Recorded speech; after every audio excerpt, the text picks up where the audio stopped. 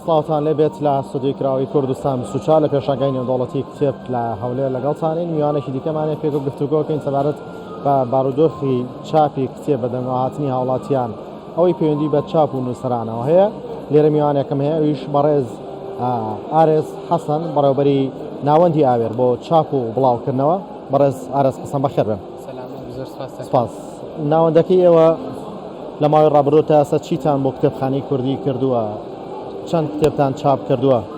باخەت کە کۆمارێمان لە نزیک ساڵی 2023 دەستمان بە چاپ و بڵاوکردنەوەی کتێب کرد.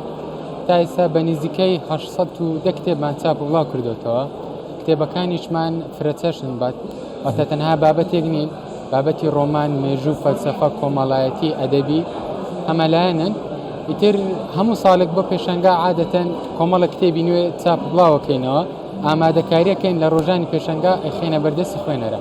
بەڵێ ڕەنگە ئێستا هەڵسەنگانێکی بۆ بکەین زوو بێت لە 2 ڕۆژە، بەڵام حەقەت وایە ئێستا ینی بەڵام لەم 2 ڕۆژە دەتوانین بڵین 2 ڕۆژیش کەم نییە، ئەواگەنی ئێوارەی دووەم ڕۆژ بەدەنگەهاتنی خەڵک بۆ کڕینی کتێب و سەردانی ناوەندەکان چۆن بووە؟ باقەت هەر وەک لە سەرەتاش پێتم وت، ینی بە 2 ڕۆژی سەرەتا ناتوانانی تۆ پێوەرێک بکەی، بەڵام لە چاو ساڵانی ڕابردوو ئەو گروتینە نابینرێ لەلایەن خوێنەرانەوە. بەڕای منیش ئەوە دەگەڕێتەوە بە هۆکاری ئەو کۆڕۆنا و کۆمەڵک ڕووداوانەی کە بەسەر کوردستان و جیهان بەگشتی هات، با بڵێن 3 ساڵ 4 ساڵە پیشەنگا نەکراوەتەوە. شتەکە چۆن بڵێ سار بۆ تۆ لە دیدی خوێنەران سەباقەت لە ڕەنگە کۆمەڵێک نا بەڵکو بەشێکی زۆریان هەراگەداری ئەو کردنەوەی و پێشەنگایە نەبن، بەڵام لە ڕۆژانی داهاتوو بە حکمی ئەو کۆمەڵە کەناڵێک لێرن بەردەوام شتەکان بە لایڤ ئەگوازنەوە، ڕەنگە ئیتر خوێنەران زیاتر ئاگدار بن و سەردانیکردن زیاتر بێ. بەڕای بەڵێ لە ساڵانی ڕابردووک و باست کرد بارودۆخ باشتر بووە، ئەم ساڵ کەمی کردووە. هۆکارەکەی هەر ئەوەیە کە باست کردیان هۆکاری ئەوە شەیە کە کەمێک خوێنەرمان کەم بووە.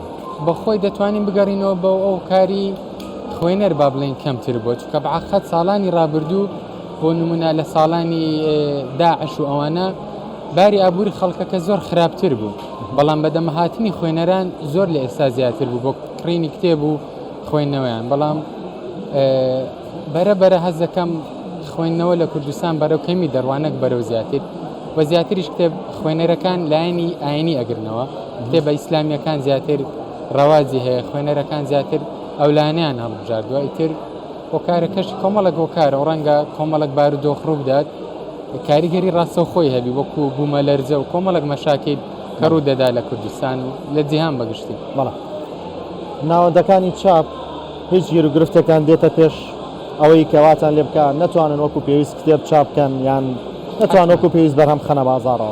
حتمەن یەکێک لە گەورەترین کاریگەریەکان بەرزبوونەوەی دۆلارە، چونکە بەڕاستی کتێب ئێمە کە چاپیەکەین بە دۆلار چاپیەکەین، بە دینار نییە. ئیتر لەگەڵ بەرزبوونەوەی هەر دۆلارێک با بڵێن چاپ زیاتری تێتێک کە تۆ زیاتری تێچوو تۆ ناچاری نرخی کتێبەکە زیاتر بکەی، ئەو کاتە ئەبێتە بارگرانی بەسەر خوێنەرانەوە کە ئەوەش شتێکی خۆش نییە بەڕاستی بۆ ئێمە، بەڵامی تر کۆمەڵێک حاڵەتدا ناچاری با بڵێن. بۆیە ئاسەنجی زۆرمان دێتە پێش با بڵێن کە دۆلار نرخی هەرزانتر بی بۆ ئێمە باش دەتوانین نرخی کتێبەکان هەرزانتر دابنێت، دەتوان بڵێن کولفێکی کەمتر لەسەر نووسەر و لەسەر خوێنەریشەکەی. بۆ منۆ کتێبێک گەر پێرار پارنا پێرار یەک کتێب 2000 تێچوو بە ئێستا نزیکەی 3000 تێتێ، تۆ هەر کتێبێک 1000 لەسەر خوێنەر زیاتر بێەوە زۆر بارگرانیەک دروستە بێ بۆ ئەوان کە دێن 6-7 کتێب بێکەوەکردن لە هەر کتێبی 1000-2000 زۆرەکە. ڕاستە هەندێک جار پەنابرێت بۆ وڵاتانی دراوسێ بۆ چاپی کتێب.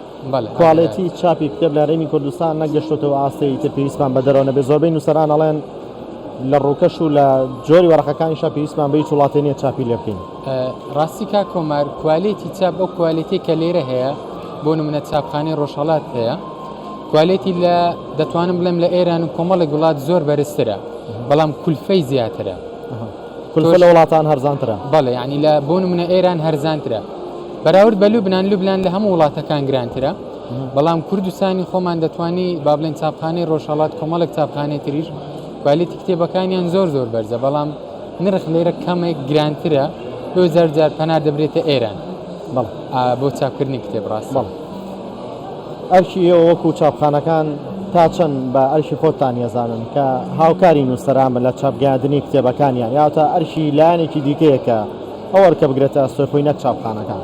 خۆی بەڕای من شتەکە دوولایەنەیە هەم ئەبێ حکوومەت با بڵێن دەخلێکی با بڵێن نەک لە ڕووی مادی بۆ نموناتوانێت هەر کتێبێک کە دەستگایەک چاپی کرد پەنجادانەیەک بکرێتەوە بۆ کتێبخانەکانی مەکتەبەکان یاخود بۆ دەستگا حکوومیەکانی خۆیان ئەوە ئەبێتە هاوکاریەک بۆ چاپەمەنیەکان نەک لە ڕووی مادی کە ئەو کتێبەکڕێ بە نرخی بەرێک ئەبێتە هاوکاریەک بەڵام وەک دەستگا ینی ئێستا شتەکە پێچەوە نەبووتەوە هەر دەستگا ئەهلیەکانن زیاتر هاوکاری نووسەرەکانەکەن بۆ چاپ و بڵاوکردنەوەی کتێبەکانی.